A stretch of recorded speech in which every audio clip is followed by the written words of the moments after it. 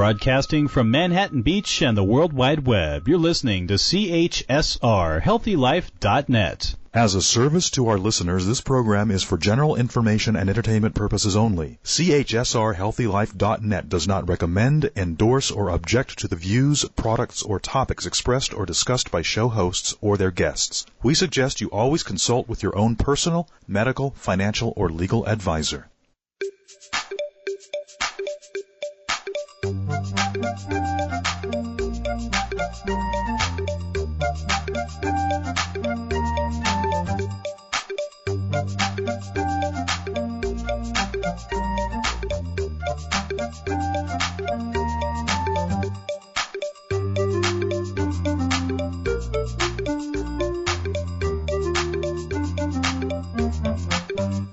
Welcome to Overcoming Family. I'm veteran author, producer, and recovering mystery writer, Leslie Glass. And I'm Lindsay Glass, her daughter. I'm an author, a curriculum developer, and a person in long-term recovery. We're the mother-daughter founders and editors of the popular health and wellness website, Reach Out Recovery, author of self-help books, documentarians, and relationship experts. Overcoming Family is our new radio show that will dive into real talk on healing family wounds. Mothers, fathers, siblings, children, in-laws. We're going to give honest insights, expert tools designed to add insight and to help transform your toughest but often most important relationships. We're so excited to be joining the Healthy Life channel. For the next year, we'll be exploring family challenges and conflicts that you will be experiencing as the seasons progress. We'll be with you the third Monday of every month for 1 hour. If you miss the show, you can find it on this channel, but we'll also be posting each episode to our YouTube channel and website, both called Reach Out Recovery, and you can listen and watch there. Today, in our first episode, we're going to explore our backstory. Why did we focus on family wellness? Why did we think a show about overcoming family was going to be so important and relevant right now? Well, a couple of reasons. First of all, 1 in 7 kids between the ages of 12 and 17 has a mental health disorder, according to a recent study by the World Health Organization. And more than 30% of adults report mental health issues every year. We know that number doesn't even come close to revealing the real picture of dysfunction in families worldwide. With prices rising and alcoholism rampant, people are struggling with anxiety and depression. With thousands of jobs lost, many people are struggling to make ends meet. Families need all the help they can get. So here we are to help explore issues and solutions to ease your conflicts and stress. So thanks for joining us, and welcome to the first episode of Overcoming Family. We've overcome ours, and we're so glad you're here. What causes family dysfunction? As Tolstoy wrote in 1878, all happy families are alike, but each unhappy family is unhappy in its own way. Family dynamics and issues have changed mightily in 150 years. In fact, at no time in history has relationship harmony been more difficult to achieve. So seriously, we really have quite the situation on our hands today with families, don't we, Leslie? You want to explain some of the challenges that many families are dealing with right now? Yes, we do have challenges. From the Internet to devices to social media, parenting, politics, environment, schooling, relationship drama, there's no end to the issues causing conflict in families right now. Yeah, and this is something we know all about. Our own journey within our own family, which we wrote a book about, and our journey went from love to conflict, breakdown, breakup. We had a bitter estrangement, and then a recovery. But our book did become an Oprah's Book Club and therapist-recommended tool for healing and recovery. Well, right now, more than 33% of adult children are not speaking to one or both of their parents. So our story is very common. Yeah, and our work, our company is called Reach Out Recovery, and we do a lot of different programs for self-help and wellness. And one of the things we've been learning when we teach our teen program is we are seeing firsthand the impact of family, social media and even what's going on at school on teens and their mental health today. And one of the things that high school students are telling us are that they're anxious, they're depressed, they feel hopeless, even at home. And all too often, they don't have the family support they need, and they feel they have no one to talk to. And what's crazy about that, and we're going to talk a lot about this, is that was my experience when I was a teenager 30 years ago, and that was your experience when you were a teenager. I won't say Don't when. say how long ago. So, go ahead. Go ahead. So what is the major cause of family rifts and dysfunction? We're going to talk a lot about that. But first, how did Lindsay and I get here? Well, our family has a story that led us here, and we'll talk about it. When Lindsay and I were introduced to recovery 25 years ago, I was a mystery writer, and Lindsay was a college student. Let's set the stage. So, first of all, whenever we talk about this stuff, we really want to make it clear that this was 25 years ago. So, and the beginning of the story obviously was more like 35 years ago. So while my childhood had been very, very happy, we had a family in a situation where when middle school brought tragedy to my life, our family dysfunction and family alcoholism made it really tricky for the family to be helpful to me, and I had my own descent into addiction. But the good news is my descent was quick, and I found myself first in treatment at the tender age of 21. But one of the reasons we do the work that we do is we felt very alone. In those days, people thought you just needed to get off drugs to be okay. There just wasn't a lot of knowledge about trauma and healing and relapse. People didn't really understand the length of time it takes for brain function to improve after addiction, and there were no guidelines for families seeking recovery. So it was a tough time, and those were the days. So we were a family in crisis, and those were the days when everyone advised you not to tell anyone what was going on. You know, they told me not to tell anyone I was going to rehab, that the family was struggling. There was a lot of secrecy. What would you say as being a mom then?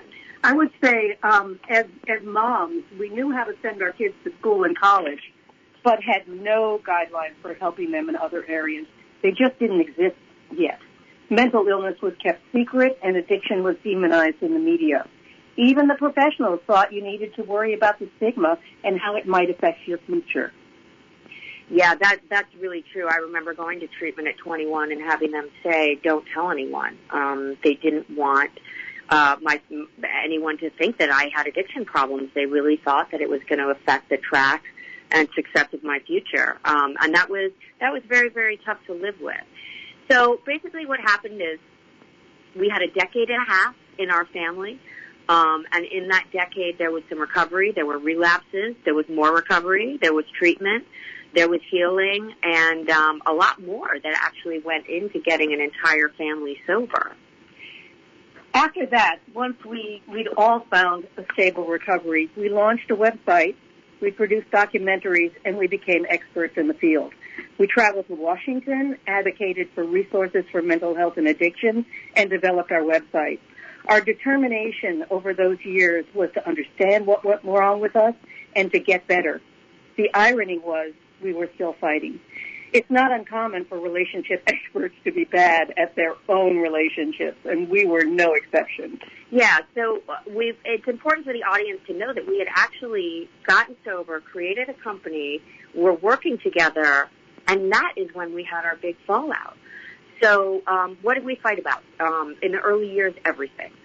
Trust and control were major issues for us. A few big-ticket items were also fighting over money, fighting over food and responsibility. And the big thing, and we've talked about this a lot for our own healing and recovery, what happened to us is that in the later years, a lifetime of bad communication habits caught up with us. And even though we were in a better place, it had created a destructive fighting habit.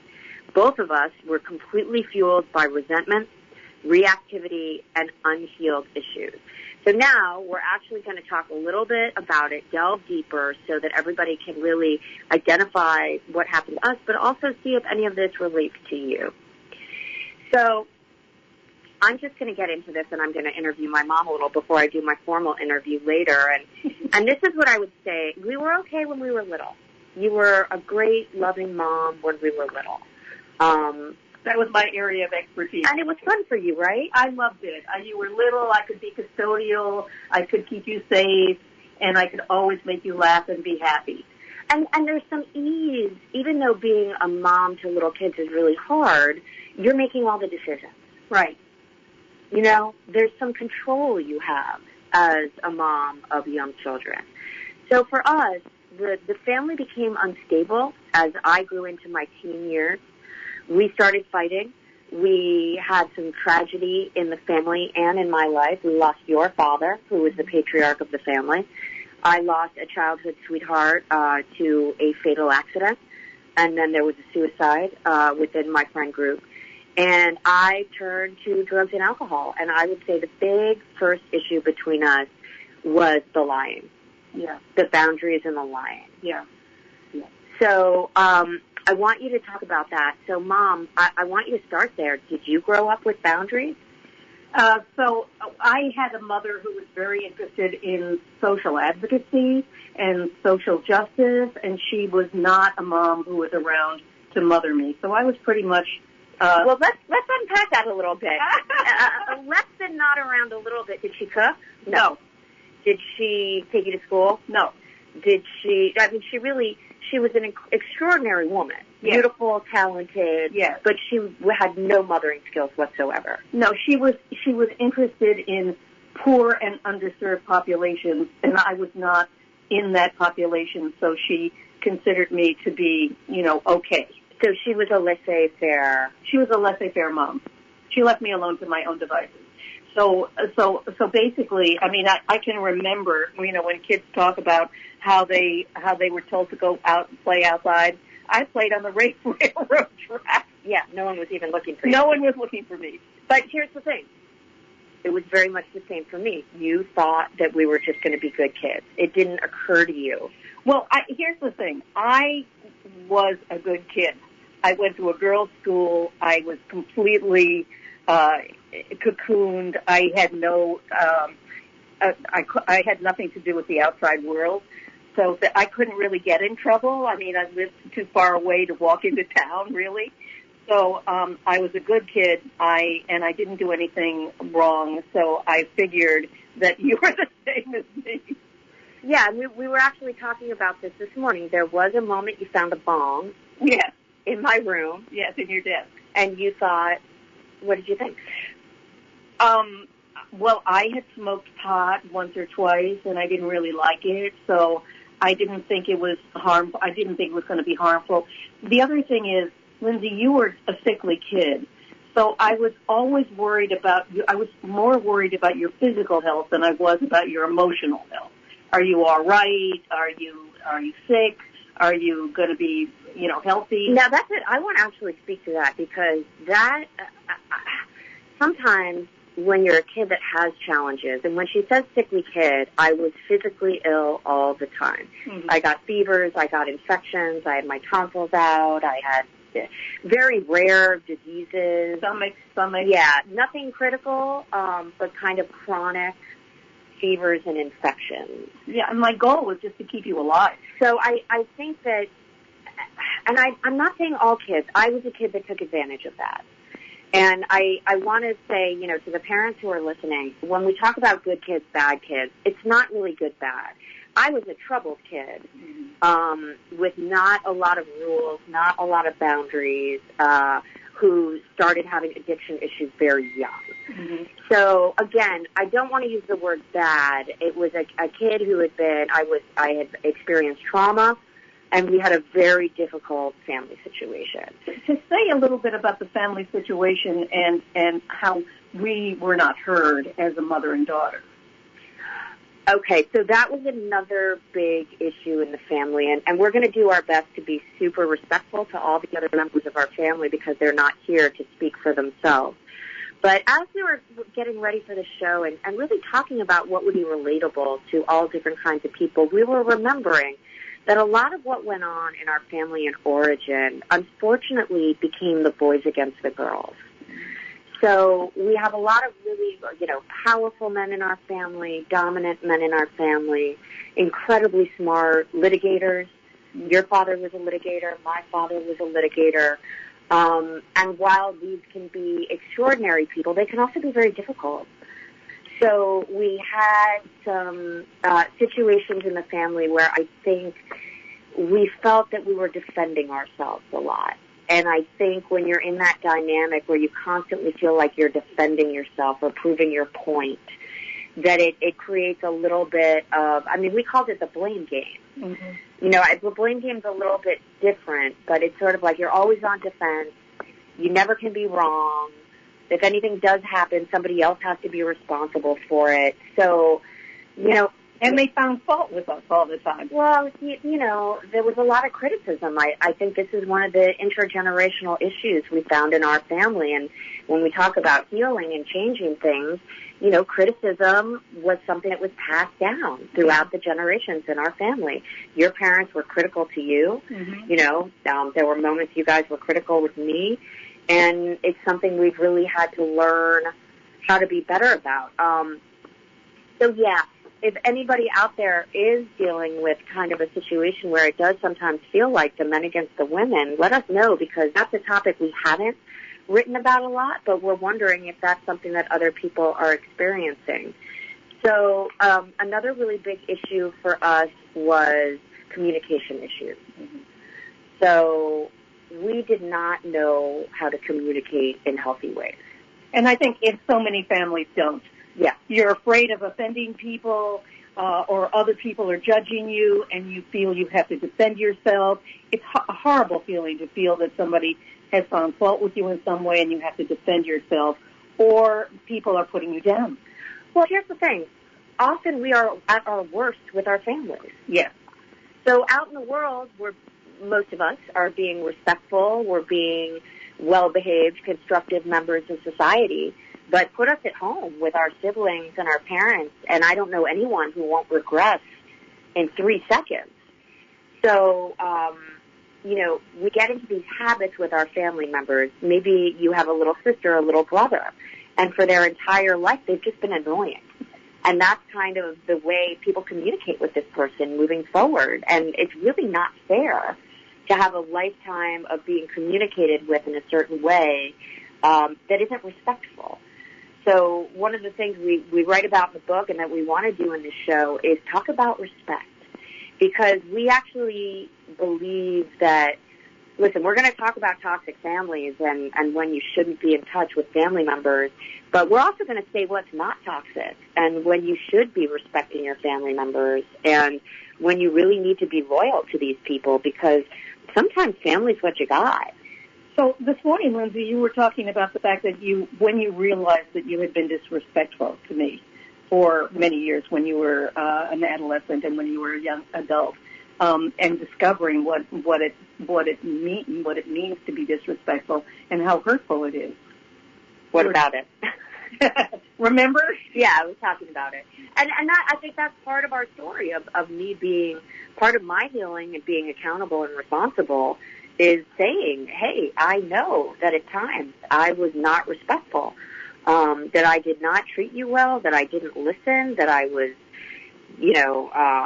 throwing punches. We did not pull punches. So,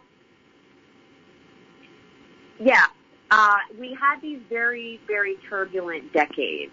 But the good news is we ended up, finding healing and working on our self-esteem, working on our communication issues. We stopped the fighting habit.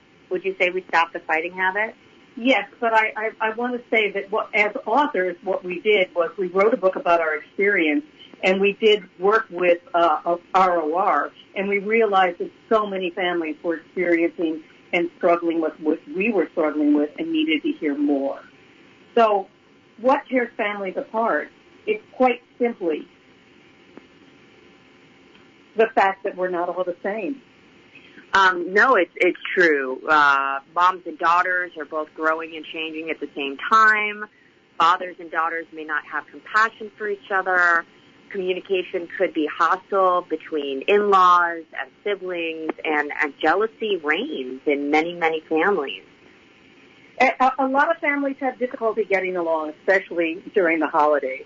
But they don't know what's causing the distress and often don't know how to manage the issues in the family, and that's what causes even more conflict. They're just stuck.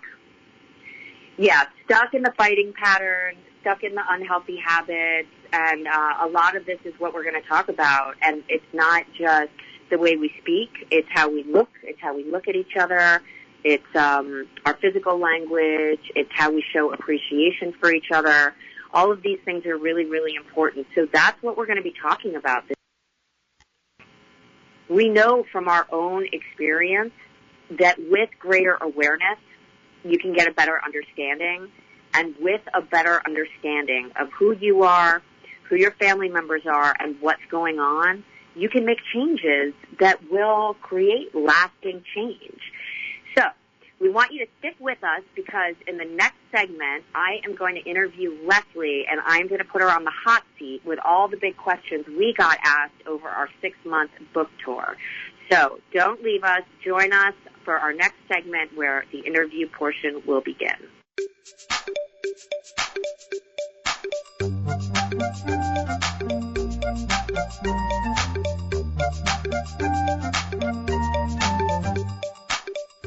Stop enabling, being codependent, and being in a dysfunctional family dynamic. If this sounds like something you need, then ReachOutRecovery.com can help. A pioneer in providing wellness information and resources which address not only addiction and recovery, but mental health and relationships. ReachOutRecovery.com is your first stop for help, with over 2,000 easy-to-understand mental health and relationship articles, and award-winning self-help books, courses, and so much more.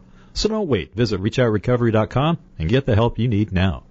Stop enabling, being codependent, and being in a dysfunctional family dynamic. If this sounds like something you need, then ReachOutRecovery.com can help. A pioneer in providing wellness information and resources which address not only addiction and recovery, but mental health and relationships. ReachOutRecovery.com is your first stop for help, with over 2,000 easy-to-understand mental health and relationship articles, and award-winning self-help books, courses, and so much more. So don't wait. Visit ReachOutRecovery.com and get the help you need now. Radio your way. HealthyLife.net. There's a place called ReachOutRecovery.com, and here there is a wonderful store which has a plethora of transformative books, posters, and downloads for recovery and personal growth. There's fun things with purpose, too, like a gorgeous best-selling coloring book with journal prompts for step work healing, teen guide to health, and workbooks recommended by Oprah's Book Club. Come to ReachOutRecovery.com and visit their store. There's bound to be something you, a family member, or a friend can use. Go there now, the store, at ReachOutRecovery.com. Leslie and Lindsay Glass offer a curriculum of transformational tools with 3 other books. It's a way to learn information with fun activities, discussions, journaling, and more. Whether you are an individual or a group, these curriculums have been taught successfully in recovery and reentry programs all over the country. The Teen Guide to Health and 100 Tips for Growing Up is perfect for any group working with teens. Leslie and Lindsay can even customize curriculums and teacher trainers. To get more info, use the Contact Us tab at ReachOutRecovery.com. The bright side of talk. HealthyLife.net.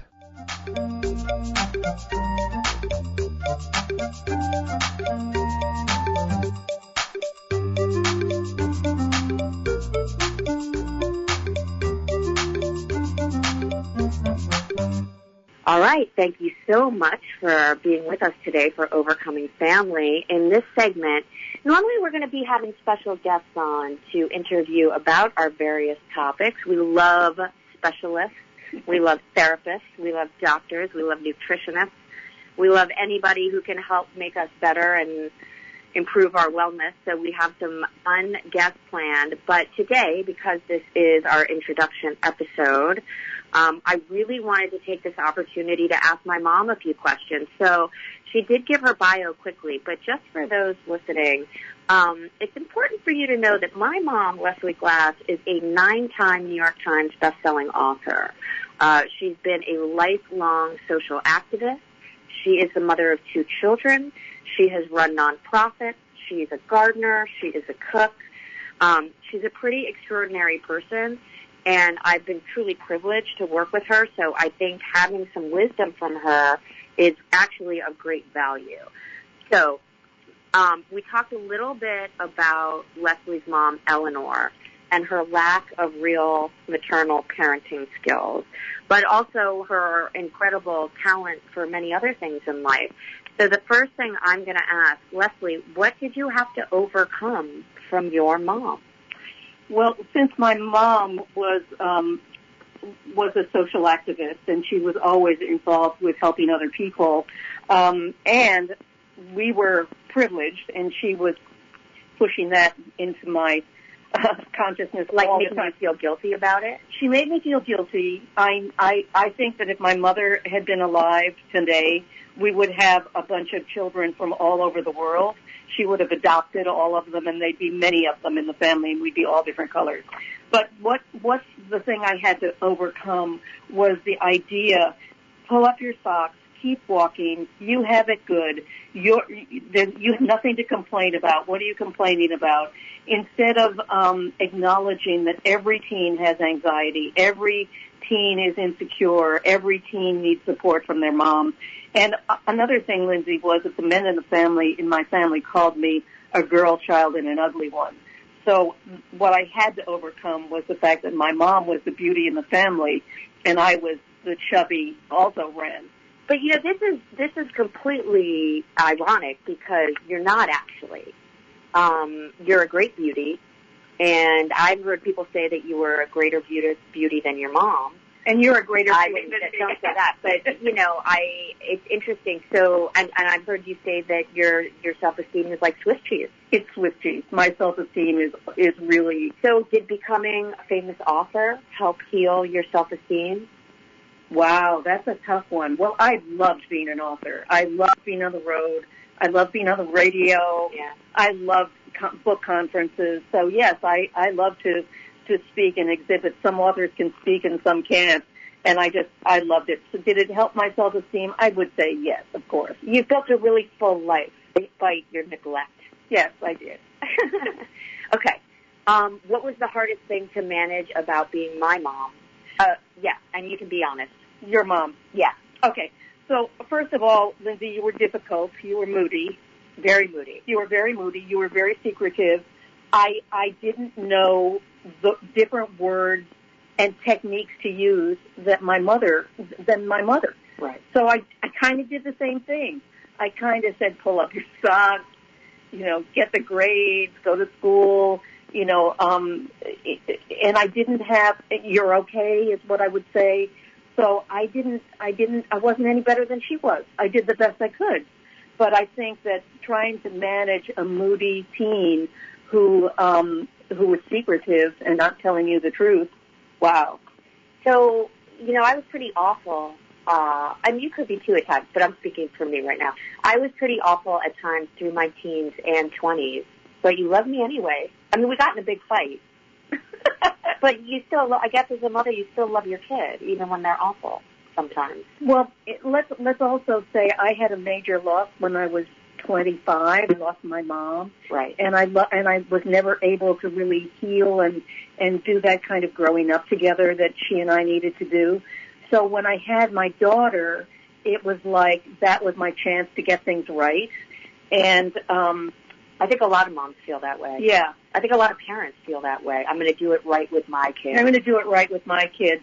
So when we started, falling apart, our relationship started falling apart, it was a huge, huge loss for me, huge, devastating loss for me. Oh, that's a perfect entree into the next question. Why has your healing and recovery been so meaningful to you?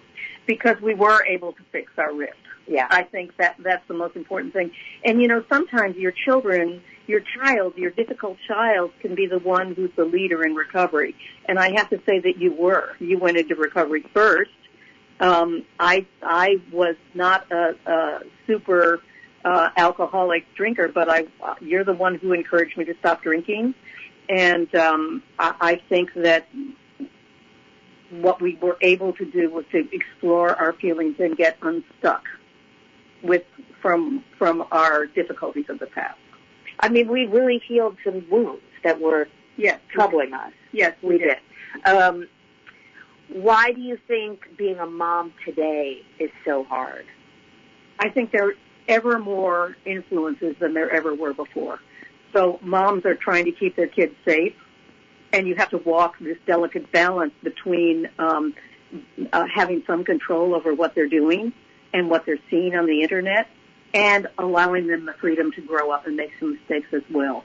So I can't imagine a more difficult time.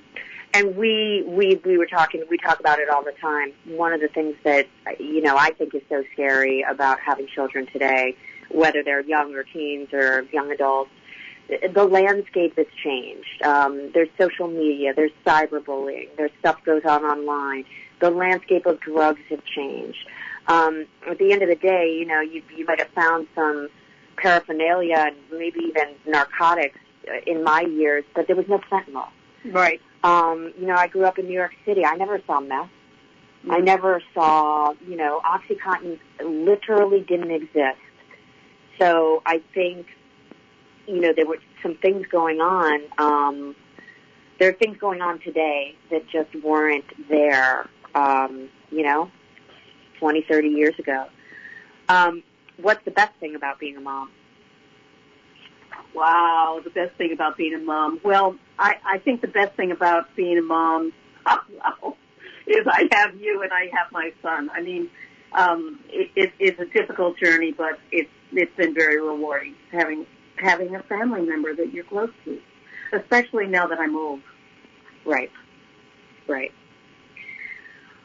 Okay, well, I'm going to be on the hot seat next, so please stay with us as I am going to answer the biggest questions that came up in our 6-month press tour. And we will give you all of the information for the book and the website. We are doing this because the book did so well, and we know that our work actually helps people, and we're really excited to share it. So come back, and you will hear my interview.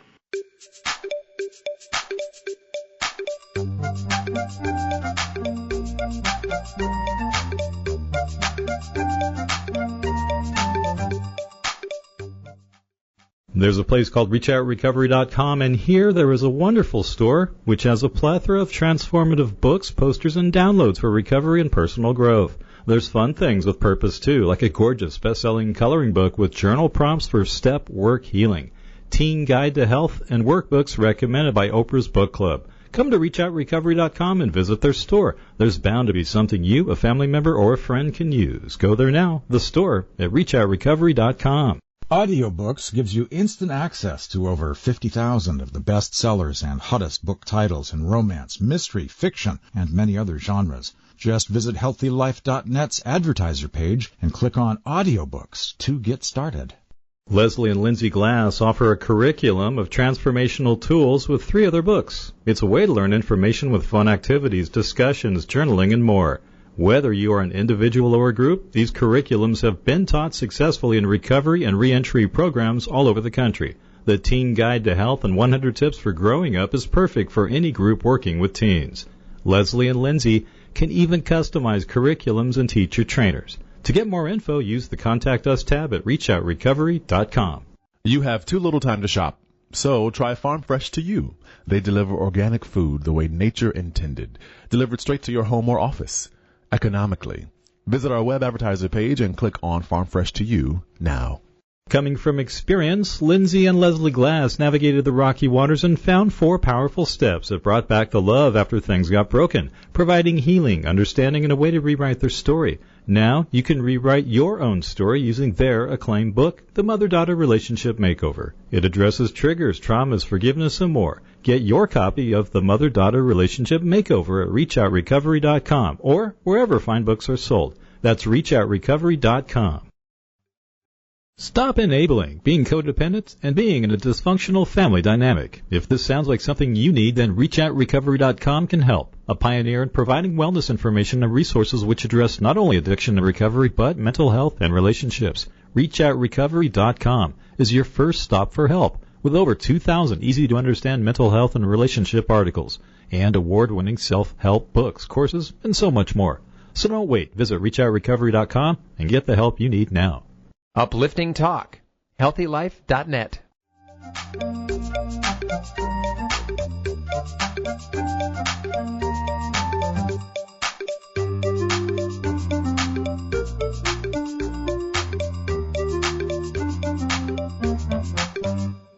Well, Lindsay, I have some questions for you, too. So here we go. What would you say to women who have been hurt by their moms or their daughters or both? This is such an important question, and this is why we wrote the book and we do the work that we do. So let's start with women or girls who feel hurt by their moms. And what I would say is, one of the things that was so extraordinary for me in writing the book and in doing this work with you was it was not until I was writing scenes from the book, specifically a scene about you taking me shopping for rehab, because I did not have any clothes that were appropriate to go to rehab. My mom had to take me shopping at the Gap in like 1999, whatever it was, to go buy clothes that were conservative enough for me to go to rehab. And it wasn't until I was writing that scene that I thought, what was my mother going through at that moment? You know, you couldn't have been that old. You're probably my age now, a little older than I am now. 40-something. Yeah, and you've got you know, a 21-year-old on death's door headed to rehab. So, you know, to get back to the question, what I want daughters to do is consider what their moms were going through. So if you have a mom that was struggling with alcoholism, mental health issues, if she was in an abusive relationship, if she was in a job that was taking a lot out of her, if she was being Me Too'd, if she was dealing with poverty or real financial insecurity, these are things that make mothering hard. So when we grow up with a mom who doesn't, you know, isn't a great mom, we're very quick to just be like, she was a bad mom, and here are all the things that she did. But when we stop, and I'm not saying, you know, forgive her. I'm not saying the things she did were okay. But what I'm saying is think about what the circumstances of her life were. You know, as you remember, I was working with this guy at one point, and he had been so angry at his mom. And I said, well, tell me about your mom. And as it came out, she was basically a child bride. She'd been the victim of domestic violence. She was an untreated alcoholic. And I said to him, I go, do you know how hard life was for your mom back then? And he goes, well, I never really thought about it like that. And I think when you can actually change the perspective to what was this person going through and how limited were they, was it really not their fault? So I'm going on. And then for moms who have been hurt by their daughters, I always say get into a recovery group, talk to a professional, get some insight on what actually happened, and know that whatever is going on right now isn't forever. Okay, so that was good, Lindsay. Thanks for that. What is the hardest part of doing healing work? The hardest part of doing healing work is that you don't want to do it. There is no question. It's painful. It's uncomfortable. I can't tell you how many times I didn't feel like going to the 12-step meeting. I didn't want to go to therapy. I didn't want to do the journal prompts that were asking about my worst character traits. There's nothing worse than having to look at your own part in something. But if you do it, you get clarity. And with clarity can come understanding and change. So what have been the benefits to your healing and recovery after doing that hard healing work? Absolutely everything. Your life is transformed? My life has been transformed. I used to say that my life was in black and white, and now it's in color. And, you know, I had unhealthy relationships with my family members. I had unhealthy relationships with romantic partners. I could not manage many things in my life. And doing healing and recovery work made life manageable. It goes beyond that, though. I was a pretty unhappy person. My normal reset was irritable, discontent, anxious, and doing all of this work and continuing to do it and practice it allows me to have a pretty happy, normal life, I think. I just want to add one thing here, and that is that when you have a teen who starts using at 15, 14, 15, 16, 18, their emotional growth will stop right then. So one of the things that you had to do in your hard work was to grow up. Yeah, that's a really good point. I had to grow up as an adult in recovery. So unfortunately, my substance abuse started really young. And because of the death of some of those people, I really was tuned out by the age of 15. So it was kind of an extraordinary experience to be watching my friends having kids and buying country houses. And I'm sitting there doing inner child work to, make it okay that there was some stuff in my childhood. So, yeah, no, that was really important. So what does it mean to you to have your mother in your life now and to be able to work together? So my brother was joking with me the other day. I have to tell this story quickly. I have an older brother. He has a beautiful 10-year-old daughter. We were in the car together, and they were saying something, and my brother goes, "No, Auntie Lindsay doesn't drink." And his 10-year-old daughter goes, "Why don't you drink?" And my brother goes, "Because Auntie Lindsay has a God-sized hole inside." Which is a term in recovery we use for people who are struggling with alcoholism and need to heal. So I would say that to have you in my life now and be able to work together like this, do the work that we do, help people, I have filled the God-sized hole inside. Oh, that's nice. Yes, it's like we've come full circle. We now have the time together that we wanted many years ago that we weren't able to have. We have it now. Thank God we have it now while there's still time. And I feel, I feel whole. I feel calm and whole. Well, how do you manage not being a mom? You said before, or I don't know whether you said before, told your audience that you don't have children. So what does it mean to you not to be a mom? Yeah, we're going to talk about this for the last minute or two here because it's been an interesting thing to be an author who is now, somewhat considered an expert on the mother-daughter relationship, and I don't have a daughter. So I would say it like this. There are things about not being a mom that have definitely made my life easier. I was really doing my recovering in my 20s and 30s, and it took a ton of work. And I think had I had little lives to take care of during that time, I probably wouldn't have been able to do the work I needed. Now, to be, an adult woman without children, I definitely feel it from time to time in society. You just get looked at as, the auntie that lives in California or whatever it is. So, but, for the most part, I'm really comfortable with it. It wasn't in the cards for me. And I think it would have been wonderful, but I also think it would have been hard. Yeah. It's hard to be a mom. It is, no question about it. So I want to make sure that nobody leaves because tell them what's coming up. Well, now stay with us for the best part.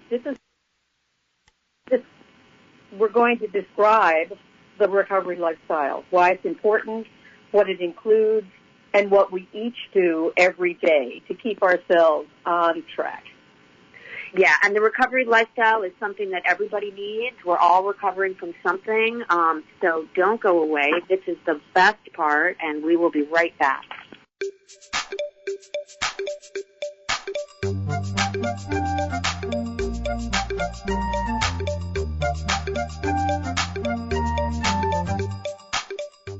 Stop enabling being codependent and being in a dysfunctional family dynamic. If this sounds like something you need, then ReachOutRecovery.com can help. A pioneer in providing wellness information and resources which address not only addiction and recovery, but mental health and relationships.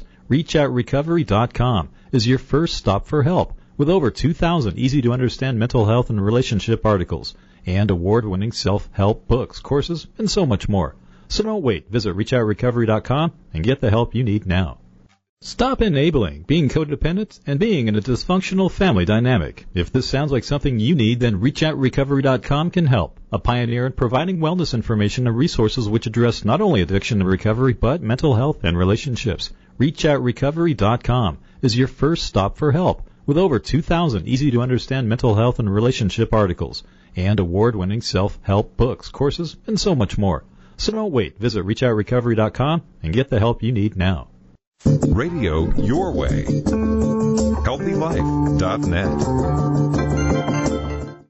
There's a place called ReachOutRecovery.com, and here there is a wonderful store which has a plethora of transformative books, posters, and downloads for recovery and personal growth. There's fun things with purpose, too, like a gorgeous best-selling coloring book with journal prompts for step work healing, teen guide to health, and workbooks recommended by Oprah's Book Club. Come to ReachOutRecovery.com and visit their store. There's bound to be something you, a family member, or a friend can use. Go there now, the store at ReachOutRecovery.com. Leslie and Lindsay Glass offer a curriculum of transformational tools with 3 other books. It's a way to learn information with fun activities, discussions, journaling, and more. Whether you are an individual or a group, these curriculums have been taught successfully in recovery and reentry programs all over the country. The Teen Guide to Health and 100 Tips for Growing Up is perfect for any group working with teens. Leslie and Lindsay can even customize curriculums and teacher trainers. To get more info, use the Contact Us tab at ReachOutRecovery.com. The bright side of talk. HealthyLife.net.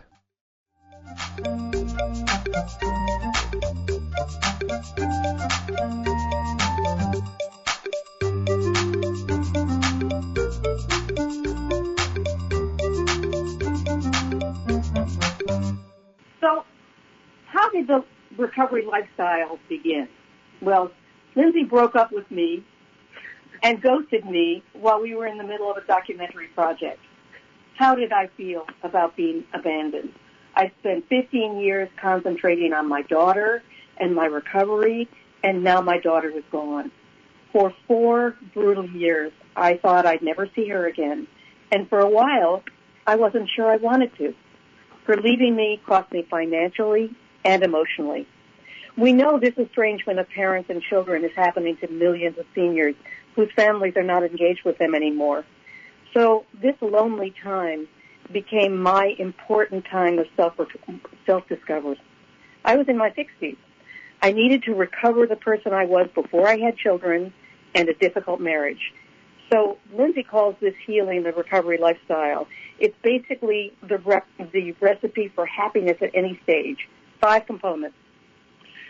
So the recovery lifestyle includes spirituality, nutrition, exercise, self-help, and advocacy. And we believe if you have some piece of each of these in your life and you actually create habits and practices around them, your life will improve whether you want it to or not. And that is not my opinion. That is reality. When we focus on giving instead of receiving, helping others, developing a healthy spiritual life, and focus on health and wellness, we get better.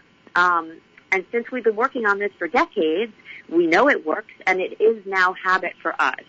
But we know it takes work, we know it takes planning and commitment and people to help. So we're going to break it down. Leslie is going to give you the 5 components of her recovery lifestyle, and then I will give you mine. And as we go through the year, we are going to carry on what everybody's goals are for their recovery lifestyle. So what are you doing to be well right now? Well, spirituality is a very important component for anybody's health and wellness. And spirituality looks different for every single human. But nature is a great part of it. And if you can connect with nature in any way, I know this is very difficult for people who live in urban settings where they may not be close to the earth and be able to see trees and nature and animals, but anybody who is able to walk in nature, be with nature, be in the mountains, do walking, experience the sun and the sky. Music is also great for spirituality. Oh, that's a good one, yeah. Yeah, music is really important if you can sing. Laughing is also important. Laughing, humor, and being with people. I chant. I chant both Japanese chants and Indian chants. My second one is exercise. Now, I fell this morning, so I know I fell. I'm an old lady. I was walking my dog. I tripped and I fell. And luckily, while other women on my block have broken their wrists and their ankles, I was able to do the roll, and I was completely unhurt. So I know that doing Tai Chi, doing yoga, doing stretching, I like the exercise platform because it allows it moves. Movement is so important. Movement is so important. At every stage of life. Yeah. Now, nutrition is also very important, particularly as you get older. Older people need more protein, and they eat less. They're not as hungry. So it's very important at this stage of your life to be having your protein every day. But tell them what your big trick is, because my mom does something that not a lot of people I know who actually do this. I don't know where this comes from, but I am challenged to do everything myself. So I make my yogurt, I make my ice cream, I do my own pickles, I make my own make the bread. I make the bread. I mean, it's perfectly, for 5 pounds of flour, you can make anything, pretty much anything. So, and I really enjoy watching YouTube channel and learning how cooking techniques. So nutrition is really important. Self-help, Lindsay, you can talk about self-help. Advocacy is something that we have been doing in our family for 3 generations. My advocacy is with Rotary and also with our nonprofit. Our nonprofit, which is Healthy Teens, our Healthy Teen Initiative. Okay, that's excellent. And I just want to stress, as we are wellness people, we have seen over and over that people who are not exercising and taking care of themselves later in life really, really struggle a lot. So my recovery lifestyle. So right now for spirituality, I just moved from California to Florida. Oh my goodness gracious. I moved from a state with more mountains and hiking trails than you can throw a stick at to a state that is flat and 95 degrees for the next 3 months. So it's been a little bit harder to get out in nature and do our nature walks, but we're definitely trying to get out in nature. Nature is really important for both of us. We both grew up in New York City, where we couldn't see the sky, so going somewhere in the summers was really important. I always thought I was a city kid until I moved to California. And I thought, oh my God, I don't ever want to live in a city again, because I actually feel safer, calmer. I can breathe when I see the ocean. So now I live in Sarasota, Florida. So spirituality, I am a practicing Nichiren Buddhist, and I am in 12-step programs. And we can talk more about that over the year, but I do maintain my recovery work. I do recovery, I do Al-Anon, I do financial recovery. I used to have a sponsor who would say to me, if you're an alcoholic like me and you're not in 3 12-step programs, you're lying to yourself. So, I carry on with the work. For exercise, I know there are going to be some people out there listening who have this too. I've had spinal surgery. I have chronic back pain. I am also sober. So doing things like yoga and stretch, it's not optional. I have to do it. I was just thinking today, I woke up and I'm creaking and, I have to get back to it. So yoga, stretch, sculpt when I feel up to it, and at least 2 to 4 miles a day with the dog. So it's very important to get outside. Dogs can help. Luckily, the heat is killing me in Florida. We are going to talk about overeating. Families and food are a big issue, so we're going to be very excited to talk about food. I do not find myself overeating in the heat. Oh, that's good to hear. Is anyone else like this? I don't know. I think. I don't know. We could. It's something we could explore. So I've kind of lost my appetite, but I definitely am somebody who, in recovery, has really tried to cut down on the sugar, the processed food. It's a wonderful thing to be able to come to my mom's house and have a piece of bread and cake and know that she made it. The amount of processed food is limited. I'm reading What Happened to You. It was in Oprah's book club choice. And I am also in Rotary. So we'll have to figure out how to talk about our recovery lifestyles more in future episodes, but we are out of time. So we want to tell you to join us for this show the 3rd Monday of every month. Our company is called Reach Out Recovery. You can find us at reachoutrecovery.com or Reach Out Recovery on Facebook, Instagram, or TikTok. We urge you to follow us, to reach out, to go to our website and sign up for our newsletter, and that way we can interact with you, find out if you have questions, and we really, really look forward to talking all about how we overcome our families all this year. Leslie? Great to have you with us. Thank you so much. and we look forward to seeing you again next month.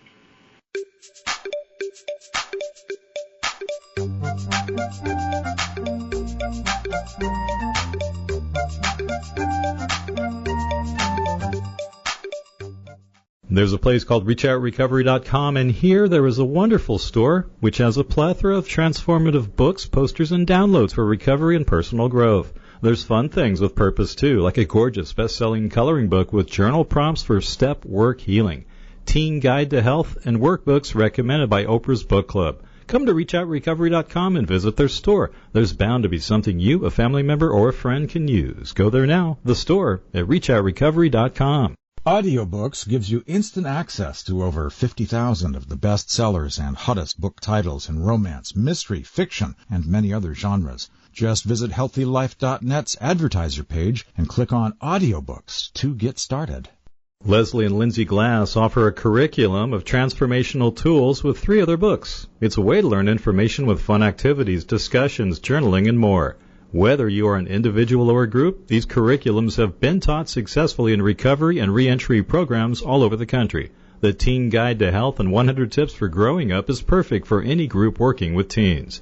Leslie and Lindsay can even customize curriculums and teacher trainers. To get more info, use the Contact Us tab at ReachOutRecovery.com. You have too little time to shop, so try Farm Fresh to You. They deliver organic food the way nature intended, delivered straight to your home or office. Economically. Visit our web advertiser page and click on Farm Fresh to You now.